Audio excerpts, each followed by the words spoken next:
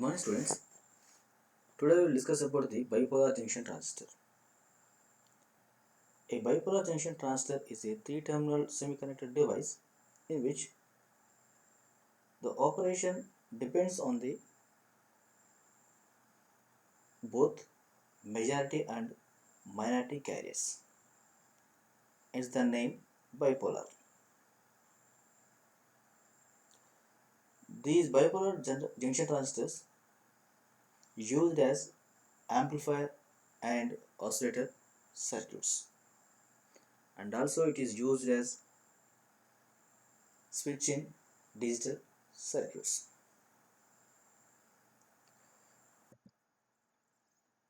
So we know the PN junction diode.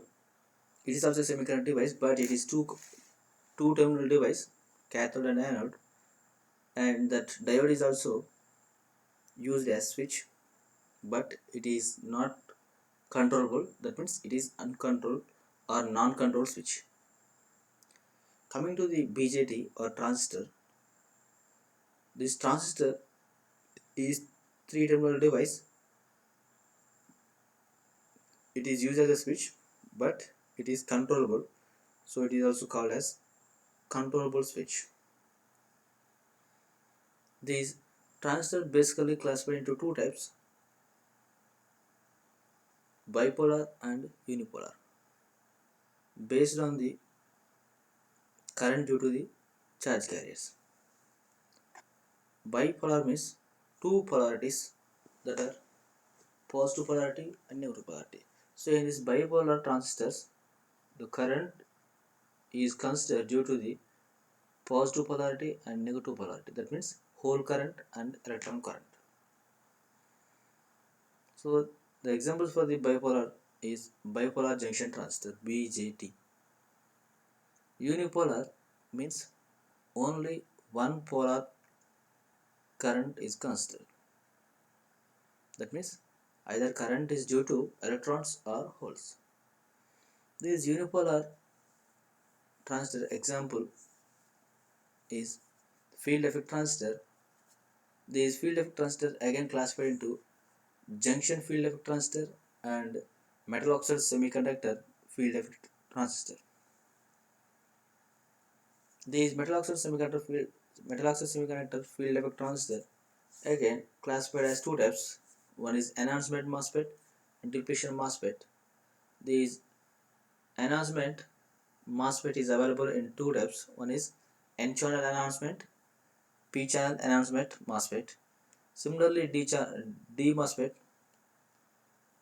N-channel D MOSFET, P-channel D MOSFET. Similarly, JFET is also available in two forms. One is N-channel JFET, P-channel JFET. These unipolar transistors will discuss in the next chapter. In this chapter, we will discuss about the bipolar junction transistors. This bipolar junction transistor is available in two forms. One is NPN, another one is PNP. So here we said this bipolar junction transistor having three terminals.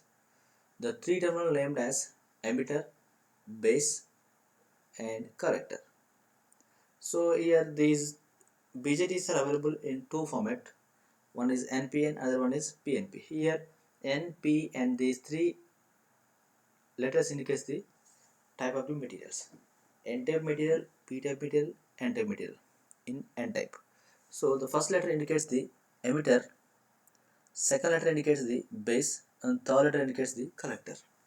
Similarly in PNP, the first letter indicates the P-type emitter, second letter indicates the N-type base, and third letter indicates the P collector. So based on the type of materials used in the BJT fabrication that are available as NPN and PNP. So in bipolar, so the current is considered due to the majority and minority. That means electron and hole current. In unipolar, the current is considered due to only majority carriers, either electrons or holes, any one of that. So we said in bipolar junction transistor having three terminals, the terminals are the form of three layers named as emitter, base, collector, and we are having the three layers. In that between three layers we can identify two junctions. So this BJT is a three layer two junction electronic device. Yes. So the junction between the emitter and base is named as emitter base junction or emitter junction, and junction between the base and collector is named as collector junction or collector base junction. Yes, it is nothing but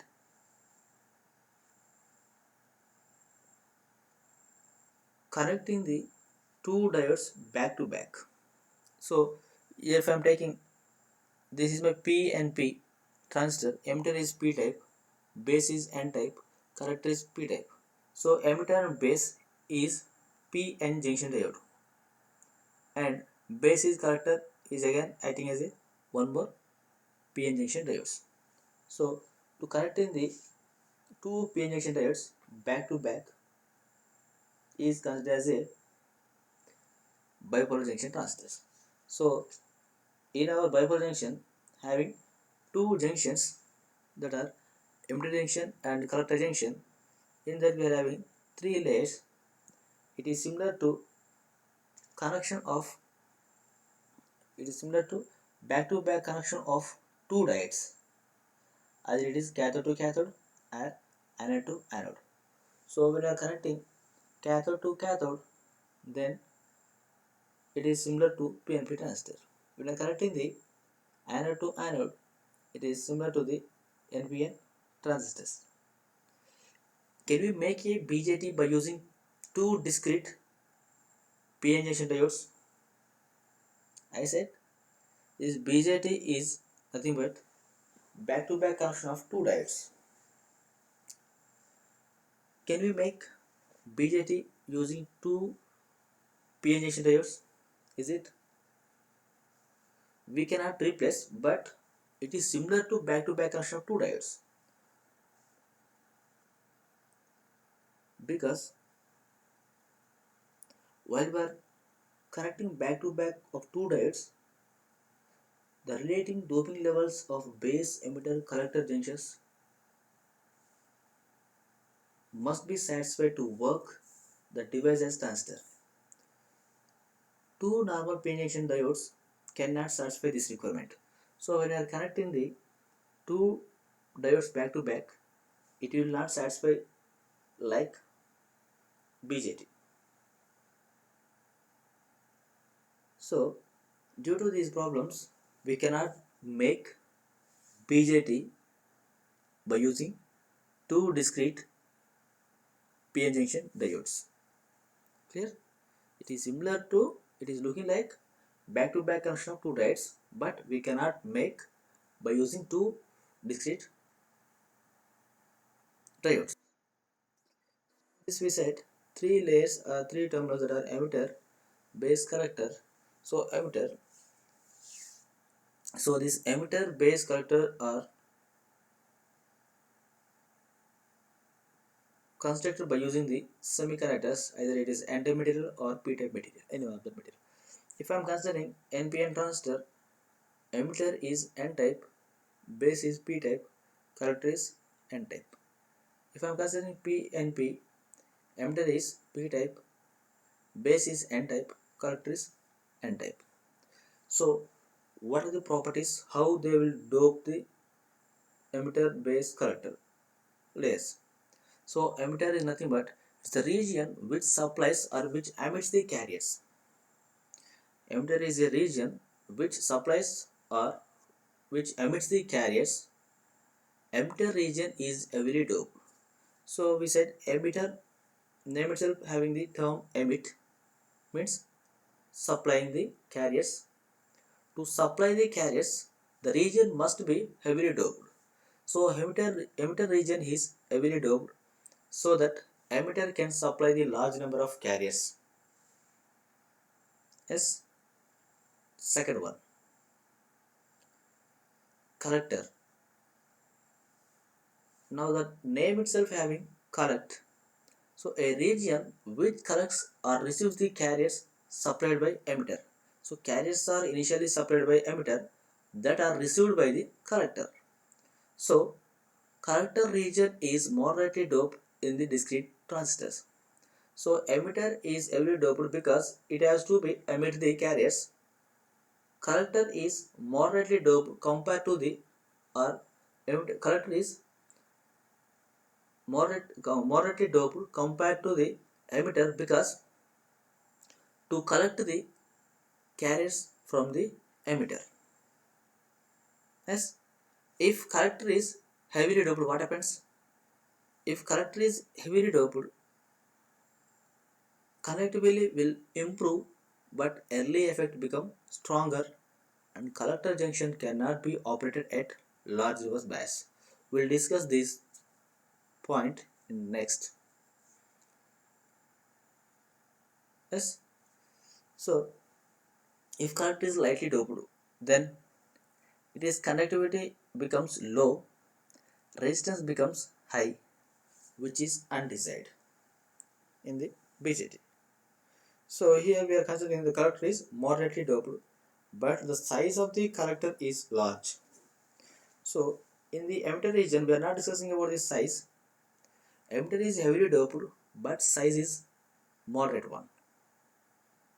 Collector is moderately doped, but size is larger one. Clear? And third one, base region. It is a narrow region through which carriers are transported from emitter to collector. Base region is lightly doped in the discrete transistors because to increase the emitter injection efficiency and to reduce the recombination inside the base region. So now emitter emits the carriers that are collected by the collector, and these emitter emitted carriers are traveling through the base region. Yes. So emitter is heavily doped one, collector is moderately doped one, base is lightly doped one. Yes. Why it is lightly doped one? If I am considering NPN transistor, so N emitter region having the N-type semiconductor material, so it emits the majority of charge carriers electrons and that are collected by the collector and that are traveling through the base region, that means P region. So in the P region we are having the majority carriers are holes. So what are the electrons coming from the emitter, that are some of the electrons are recombined with the holes in the base region, and the majority of the electrons will reach the collector. So base is lightly doped one, and the size of the base is very small and it is narrow, because if the size of the base is more, the traveling distance of electrons in the base region is more, then the what are the electrons emitted by the emitter that are recombined with the holes in the base. So when recombination rate is more in the base, then what happens? Collector receives the few number of electrons. So to increase the emitter injection efficiency and to reduce the recombination rate inside the base region, base size is small and doping is also very small. Clear? So here you need to observe the doping levels of emitter, base, collector. So emitter is heavily doped one, collector is moderate doped one, base is lightly doped one, and size of the emitter is moderate one, size of the collector is high, size of the base is very small. Yes. Why the size of the collector is very high? Because when we are receiving the more charge carries from the emitter, so the collector current will more. So when collector current is more, then heat will produce. So to dissipate the heat in the collector region, so the size of the collector region is more. Okay. So collector region having the more size compared to the base and emitter. Base region size is very small compared to the emitter and collector. Doping level of emitter is more compared to the collector and base. Doping level of base is low compared to the emitter and collector. Clear? Don't confuse here. When transistor is unbiased, that means when you are not applying the any external voltage to the transistor, then what happens? Biasing is nothing but when we are applying the external voltage to the transistor. So unbiased transistor means transistor with no external voltage. Obviously there will be no current. So we said transistor is like two diodes back to back connection. So there are depletion regions. Why? Because here we are having the two junctions, collector junction and emitter junction. At the two junctions we know depletion region. Yes. So during the diffusion process, depletion region penetrates more into the lightly doped side. So it is already discussed in the PN junction diode concept only. Yes. So depletion region at emitter junction penetrates less into the emitter and more extends into the base region because emitter is heavily doped 1 and base is lightly doped 1. So depletion region more extends or more penetrates towards the lightly doped region means base region. Yes. Similarly, at collector junction, depletion region is less in the collector region and more extends in the base region because when you are comparing the collector and base region, collector is more doping compared to the base. So depletion region is more extended into the base region and less extended into the collector region. Yes. So like diodes, barrier voltage is also exist within the transistor. So why? Because it has two junctions. So in the two junctions we can observe the two depletion regions. So that like diodes, barrier voltage also exists within the transistor. Yes. So the barrier voltage at each junction is positive on N side and negative on P side.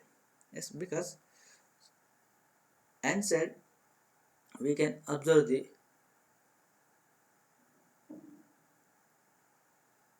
accept donors and P side we can observe the donor atoms. N side we can observe the donors and P side we can observe the acceptor atoms. So positive on N side and negative on P side. So then we know generally barrier voltage across the junction in silicon material is about zero point 0.7 volts and in germanium it is approximately 0.3 volts. These are the standard values. You can observe the NPN and PNP transistors when no external voltage, that means unbiased. Yes. So first one NPN transistor. So in this depletion depletion region is more penetrates into the base region and less penetrates into the emitter region. Coming to the depletion region at collector junction, more penetrates into the base region and less penetrates into the collector region. Yes. So barrier voltage at emitter junction is nothing but VB. So the amount of energy required to cross the emitter junction. Similarly, collector also. Yes. So you can observe same thing in the PNP transistor also. So whichever the region is heavily doped, in that region depletion region is less penetrated. Yes, which of the region is lightly doped, in that region depletion width is more. Clear? Modes of operation of BJT. So mode refers to the way two junctions are biased in the BJT. Yes. So in previous we discussed about the when BJT is unbiased, that means when we are not applying the any voltage to the junctions. Now when we are applying the voltage to the BJT, so here we are having the three terminals, two junctions, emitter junction and collector junctions. So either we can make the emitter junction as forward or reverse bias. Similarly, we can make the collector junction as forward or reverse bias. So here biasing possibilities are two, that are forward biasing and reverse biasing. Similarly, we are having two junctions, emitter junction and collector junctions. Yes. So how many modes we can operate? That are 2 power 2. Yes. So this BJT can be operated in 4 possible bias combinations depending on whether forward or reverse bias is applied to each junction. These are mentioned here. When emitter junction and collector junction both are in reverse bias, then the operating mode is called cutoff mode. So when the two junctions are in reverse bias, then what happens? So the two junctions are in open circuited. So the two junctions offers the very high resistance. So this kind of mode is considered as a when switch is off, there is no current flow in the cutoff mode. Yes. When emitter junction and collector junction both are in forward bias, that means the two diodes are in forward bias. So the two are similar to short circuited. That means in forward bias, the two junctions offers the very low resistance, means it allows the maximum current. So this mode of operation is called saturation mode. So this mode of saturation, this mode is considered as a BJT is on or switch. So the cutoff mode and saturation mode is considered as a transistor as switch. Why? Because when two junctions are in reverse bias, switch is off. When two junctions are in forward bias, switch is on. So when we are using the BJT as switch application, we need to operate in the two modes. That means we are keeping that emitter junction and collector junction in reverse bias. In that case, BJT is off mode. When we are keeping the emitter junction and collector junction both are in forward bias, in that case BJT is on switch. So by considering the cutoff mode and saturation mode, so BJT is act as a switch. Next one, active mode. It is very important one. When emitter junction is forward bias and collector junction is reverse bias, this mode of operation is called active mode. It is also called as forward active mode. In this mode, the transistor can be used as a amplifier. So it is one of the most popular application of BJT as amplifier. Amplifier is nothing but it is an electron circuit which increase the strength of the signal without changing the input signal. Yes. So either it is a voltage amplifier or current amplifier. Yes. So this transistor transfer the signal flow from low resistance to high resistance. transistor name itself as transfer plus resistance. So this transistor transfers the signal from low resistance to high resistance. It will work in active mode. So this is the excellent transistor action. Clear? So when we are operating the BJT in active mode, we can use that BJT as amplifier. So here you can transfer the signal from low resistance to high resistance. Forward bias, it offers the low resistance. Reverse bias, it offers the high resistance. Here we are transferring the signal, small signal from low resistance to high resistance. Next, reverse active mode. Here, when emitter junction is in reverse bias and collector junction is in forward bias, it's nothing but it is opposite to the active mode. So this is the poor transistor action. This kind of reverse active mode can be used as attenuator. This is the opposite of amplifier. Amplifier is nothing but which increases the strength of the input signal without changing the shape of the signal. Attenuator is nothing but it decreases the strength of the signal. Yes. So generally in analog electronics, so we never use this BJT in reverse active mode. So we are not using this BJT as attenuators in analog circuits. Clear? So the popular applications of BJT is, one is electronic switch, second one is amplifier, and third we may use in oscillators. We'll discuss in later.